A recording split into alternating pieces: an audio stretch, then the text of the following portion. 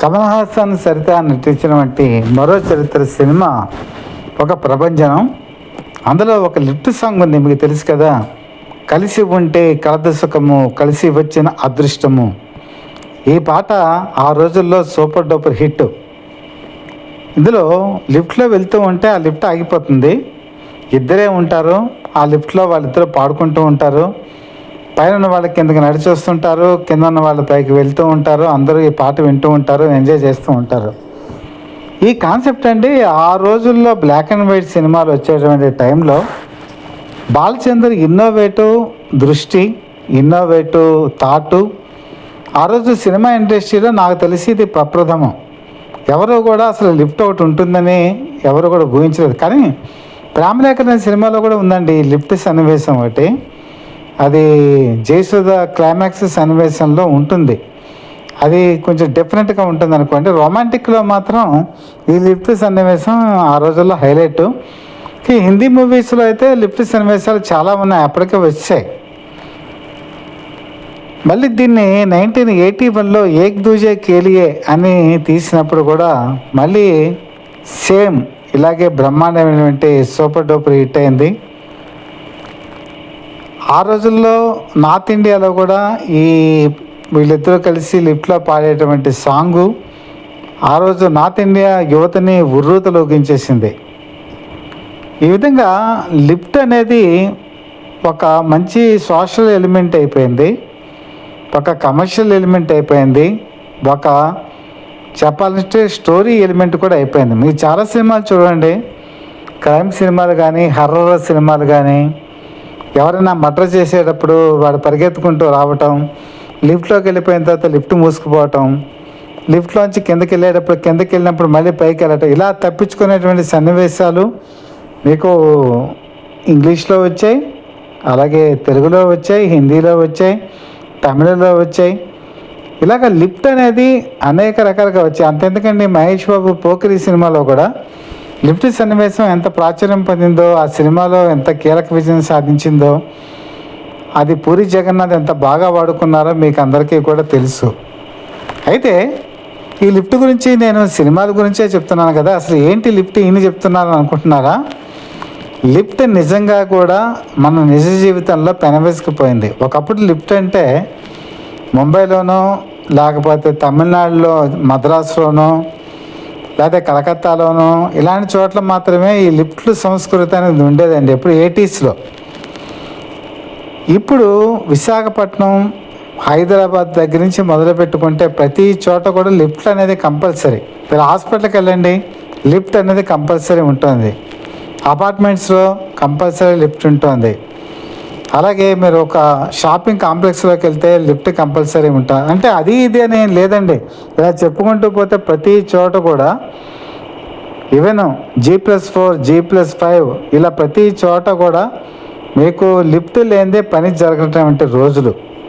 పైగా వృద్ధాప్యంలో ఉన్నటువంటి వాళ్ళు, హార్ట్ కంప్లైంట్ ఉన్నటువంటి వాళ్ళు, ఫిజికల్లీ హ్యాండిక్యాప్డ్గా ఉన్నటువంటి వాళ్ళు, వీళ్ళందరూ కూడా ఇప్పుడు మెట్లు ఎక్కి ఏదో 5 అంతస్తులు 6 అంతస్తులు వెళ్ళలేనటువంటి పరిస్థితుల్లో కూడా ఉన్నారు. కాబట్టి వాళ్ళు లిఫ్ట్ కంపల్సరీ, లిఫ్ట్ లేనిదే వాళ్ళు వెళ్ళలేనటువంటి కండిషన్లోకి వచ్చారు.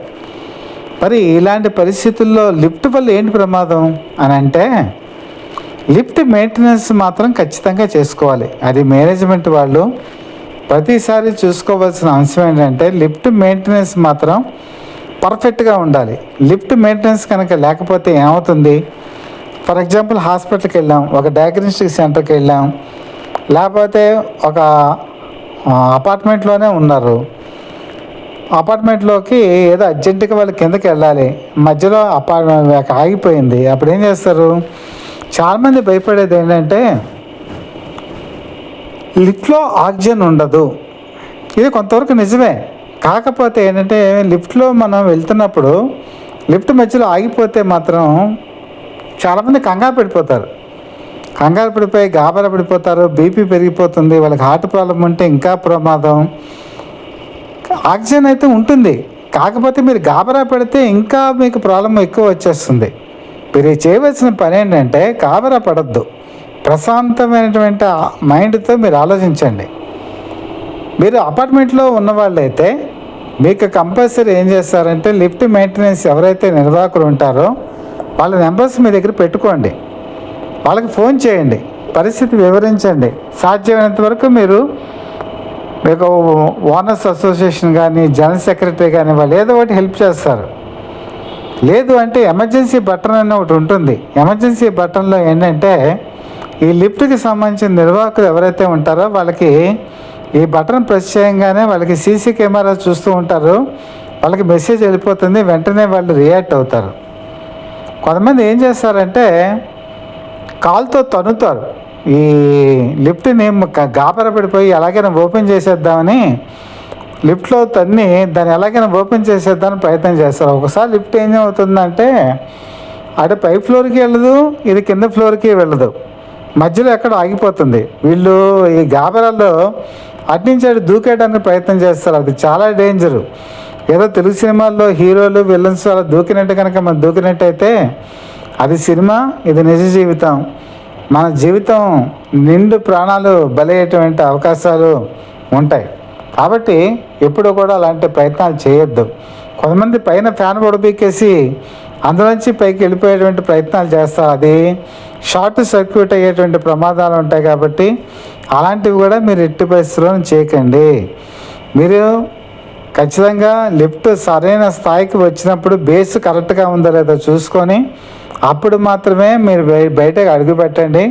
అలాగే మీరు లిఫ్ట్లోకి అడుగు పెట్టేటప్పుడు కూడా బేస్ మీకు వచ్చిందా లేదో చూసుకొని మాత్రమే అడుగు పెట్టండి. కొంతమంది బేస్ వచ్చిందో లేదో చూసుకోకుండా అడుగు పెడతారు, అది కూడా డేంజరస్సే. అలాగే మీకు బ్రెయిలీ లిపిలో కూడా మీకు ఉంటుంది నెంబరు.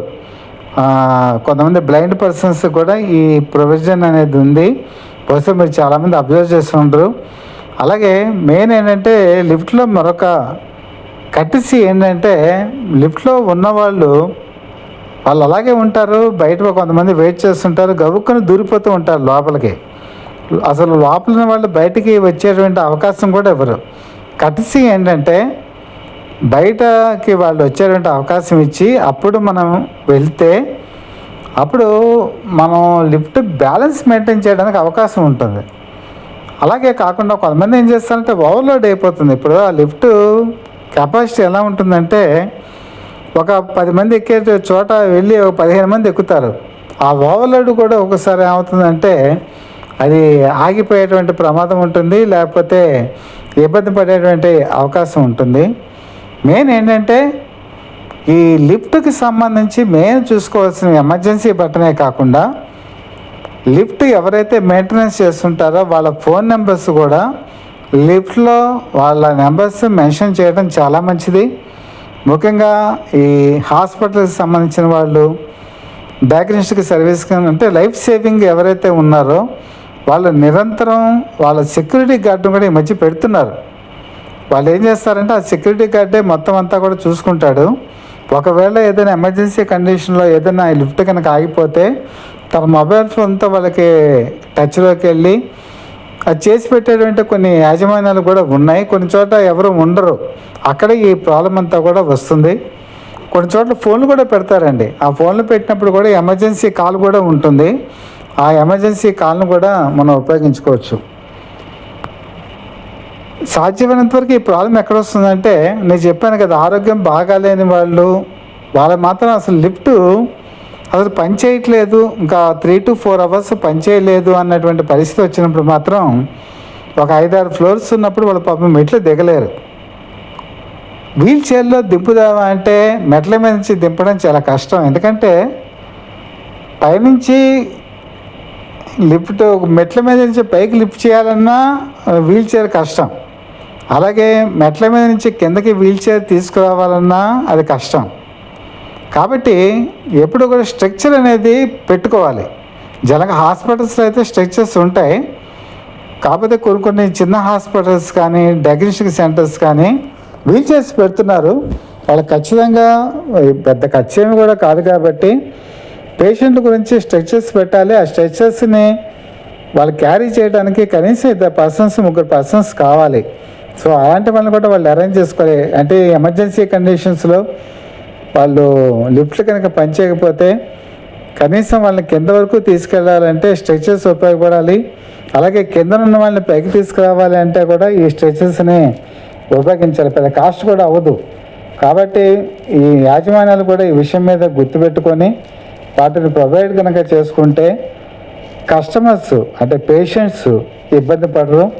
అపార్ట్మెంట్స్లో కూడా అసోసియేషన్స్, సెక్రటరీస్ ఈ విషయం మీద ఎప్పటికప్పుడు దానికి తరువుగా ఓవర్హాలింగ్ చేయిస్తూ, అలాగే ఒక టెక్నీషియన్ని ఎప్పుడు కూడా అందుబాటులో ఉంచుకుంటూ, వాళ్ళ అపార్ట్మెంట్లో నివసించే రెసిడెంట్స్కి ఎక్కడ కూడా ప్రాబ్లం లేకుండా చూసుకుంటూ, వాళ్ళు వీళ్ళు అని కాదండి, అపార్ట్మెంట్లో కాదు, లేకపోతే రెసిడెన్షియల్ జోన్స్ కాదు, ఎడ్యుకేషన్ ఇన్స్టిట్యూషన్స్ కాదు, ఎక్కడైనా సరే లిఫ్ట్ ఉన్న చోట మాత్రం మెయింటెనెన్స్కి మాత్రం ఖచ్చితంగా 100% ప్రయారిటీ ఇవ్వాలి, సేఫ్టీకి తావు ఇవ్వాలి. అలాగే ఈ లిఫ్ట్ ఎక్కే వాళ్ళు కూడా అవేర్నెస్ అనేది పెంచుకోవాలి. గాబరా మాత్రం పడద్దు, అన్నీ తెలుసుకొని ప్రతిదీ జాగ్రత్తగా వ్యవహరిస్తూ మనం ముందుకెళ్ళవలసిన అవసరం ఉంది. ఆ దిశగా మనం ఆలోచిస్తే బాగుంటుంది. కాబట్టి సినిమాలతో ప్రారంభమైనటువంటి లిఫ్ట్, నేను చెప్పింది ఎప్పుడంటే మరో చరిత్ర 1978, దాదాపు ప్రేమలేఖలు కూడా అంతే అనుకోండి. అక్కడి నుంచి ప్రారంభమైన లిఫ్ట్ అంచెలంచెలుగా ఎదిగి ఈరోజు సామాన్య మానవుడి జీవితంలో కూడా వచ్చేసింది. కాబట్టి లిఫ్ట్ని మనం ఎంత బాగా ఉపయోగించుకుంటే మనం అంత సుఖవంతమైన జీవితం గడుపుతాం. దీనికి మీరు అంగీకరిస్తారా? అంగీకరించే పని అయితే మీరు ఒక లైక్ చేయండి, బెల్ ఐకాన్ ప్రెస్ చేసి సబ్స్క్రైబ్ చేసుకోండి. Satya for the people live TV మీ బ్లెస్సింగ్స్ని ఎప్పుడూ కోరుతోంది. మీ దీవెనలు మాకు ఎప్పుడూ కావాలి. మీ దీవెనలు ఎప్పుడు సహకారాన్ని కోరుకుంటూ మీ మిత్రుడు శ్రేయభిలాషి, అలాగే Satya for the people live TV chief editor DVSS Krishnaprasad.